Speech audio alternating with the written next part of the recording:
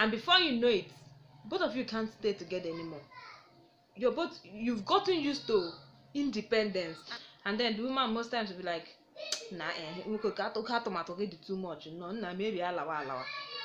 Yes, I have to tell you, just like you can send money through, online, you can send goods, you can sell gifts and all that, you cannot send sex. Sex cannot be sent. Even if you like, do sex.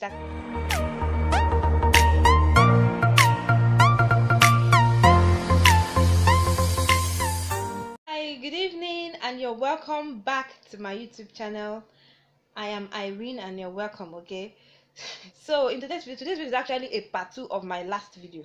I talked about women who are married to men who are living abroad, okay? So, and this particular video now is a part 2 of that video, okay? So it is something that people who are in this situation will relate. People who have been in this situation can relate to. So that's what I'm actually making it, so that a lot of women out there will know that they are not alone, that a lot of women have passed through the same thing, okay? And a lot of women are still passing through the same thing. So if you hear any background noise, please. So okay. In today's video, like I said, the very first topic that we're going to be talking about, that every woman whose husband is based abroad go through or experience, is insecurity. This insecurity could be broadened into different dimensions, but let me take the protection part of it. Like me, those days, I do remember those times when I'm going to bed, I'll lock the whole windows, the whole doors, I'll lock everywhere. Like, I'll lock myself in, that there's no space there for breeze to even enter the house. Yes, because of security issues. But whenever my husband is around, guys, I don't even mind sleeping with the whole doors, the whole windows are ajar, because I know somehow my Kilimachi is around there, okay? He's going to do something in case anything happens. But when in fact, if he travels back today, you see that night, from that night onwards, I can't sleep with my two eyes closed. I'm always sleeping with one eye, closed. So I'll make sure I lock everywhere, blind all the curtains. It got so bad to the extent that when I was heavily pregnant, I almost suffocated myself that period.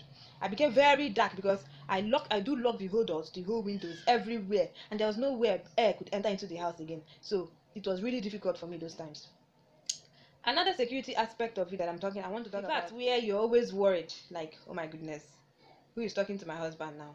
All these white beautiful women, they might take my husband, stuff like that. See, it's not a matter of being a strong woman or I'm a MG, that kind of stuff. No, you don't do it like that. You always feel so insecure. Even if you trust the person 100%, you're going to be like, wow, all these beautiful women, all these people that has killer bodies and all that, they might just take my husband away from me, okay? And then you're not even there to compete with them, okay? So you're just here and you cannot compete. So it will leave you most times exhausted emotionally, mentally, and and the rest of it. So more so when you now have a husband who you don't even trust, it can be really really stressful, okay? So the next point is what people think you're getting. Like, most times when people hear, oh, her husband is based abroad, they're like, really? No wonder, it's written all over her. Look at how she's shining, man. She's on money, she's eating money, stuff like that. Yes, to the extent that even if you're not careful, even your in-laws, your brother and sister-in-laws will feel like, yeah, you're the only one finishing their brother's money. Like, you're the only one. Even your own family members might feel like you're just being stingy. Even your own family members are going to be like, you're stingy, you don't want to share, okay? To share the national money.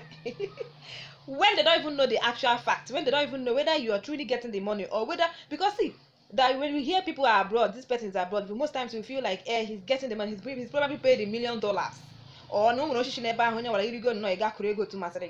please, it's not like that. So most people have this there. Once your husband is abroad, you're living on money.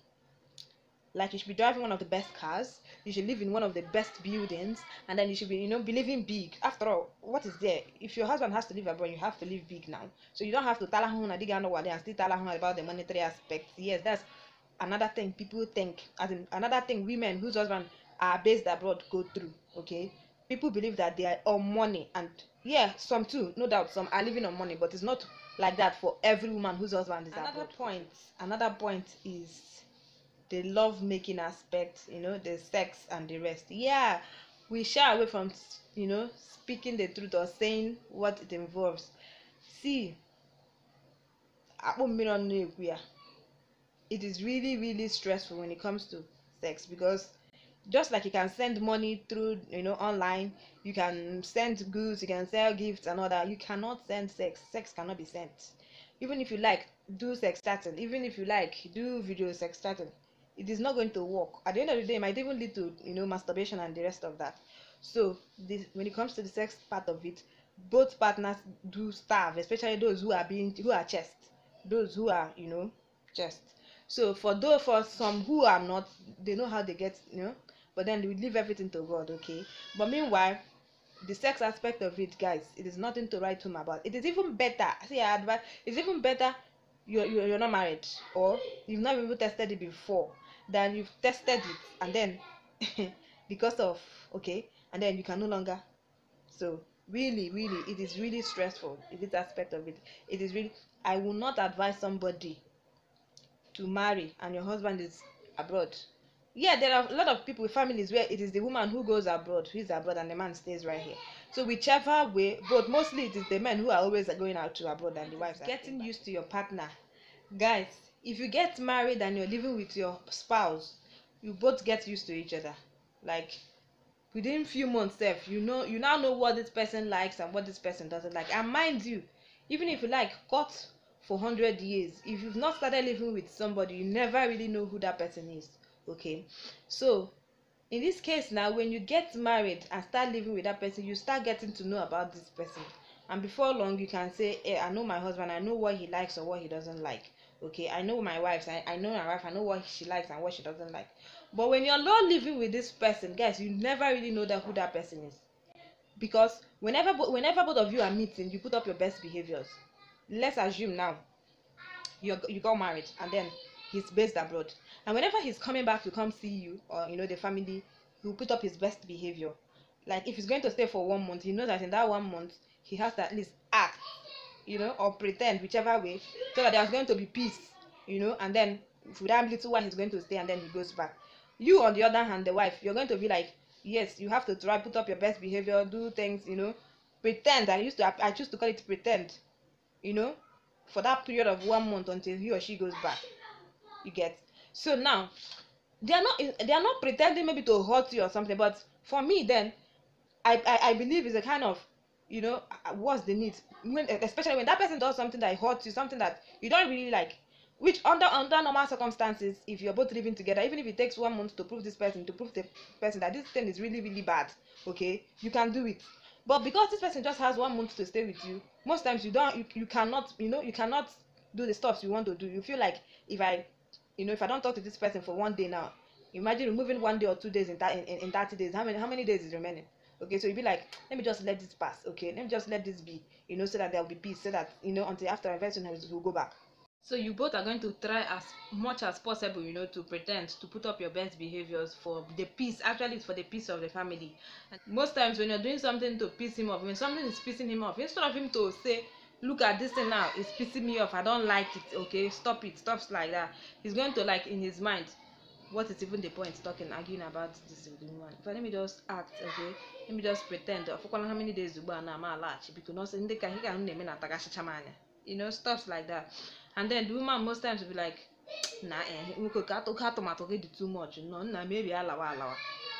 Yes, I have to tell you the truth. This is something that a lot of people will not talk about, a lot of women will not talk about, but it's the truth, okay. And now another thing is that when you get used to this lifestyle, when you get used to this type of lifestyle, most times when it takes very long for you both to stay together, when it takes a very long time for both of you to actually agree, or, you know, for plans to work out and you both live together as husbands and wife, when you finally do, both of you be having a lot of disagreements.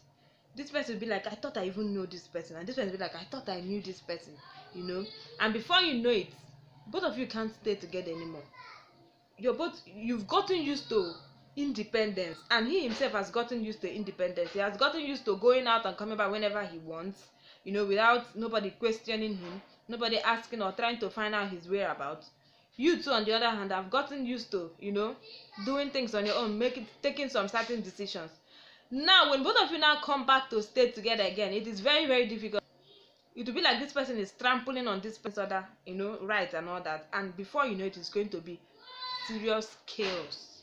Okay, so another thing that married people, let me use the word people, whose spouse are based abroad, go through is when you crying while living. In as much as those times you're like, nah, me ngwa bia lawa biko and he's like, nah, ka me bia lawa biko nye ka again. You see that particular day that he or she is leaving, you're both going to cry your eyes out. That's one funny thing. Like, I remember those times. Most times I won't be able to see him off. When we started early, I won't be able to see him off because I'll be crying. Ah, my goodness, I'll cry and cry. I'll lock myself in and I'll cry my eyes out. And he too will feel, even though he's a man, they don't, men don't cry now. You feel like, oh my goodness, I have to leave her, okay. And then at the end of the day, we'll cry. Even when I felt like I started mustering up courage to see him off, we'll get to the park there and we'll start disgracing our village people. So guys, there are lots more, a lot more that go through, that women whose spouse or men whose marriage are based abroad go through. It is not something it is your topic like this, you decide to discuss it. There are things that happen and a lot of reasons why it shouldn't be like that. Actually, that's not how God arranged marriage. When God created Adam and Eve, he did not put this one in Eden and put the other one in Antioch. They lived together. Even when they sinned together, okay? Everything, they did everything together. Even died, they lived together. That's the point. So marriage today too follows that same procedure, that same pattern. When a man is ready for marriage, including a woman, they both live together as husband and wife. Okay, live together, not live. One will live here and the other one will live another place, yet they are binded by marriage and certificate. That's not how it is God originally made marriage. But if somehow, because of one reason or the other which is beyond your control, you're living in such situation, you are not alone. You're not the only one. You just have to do the right thing by keep enduring and praying that things works out, okay? So it is not easy. I know that feeling. It's not easy at all. But then if you're just being too ambitious, like a lot of people are just, not that they're already making it here, but they just want to and because of that they abandon their family and go there just to go and live a bachelor's life or spinster's life, whichever the case may be. If you're living normal here, you can feed, you can take care of your family. I don't see why you should leave your family here unless you're all going together to the abroad. Otherwise, why would you leave your family here to go abroad? It doesn't make sense. Do not, because of money, and then you abandon your family here who you're supposed to protect.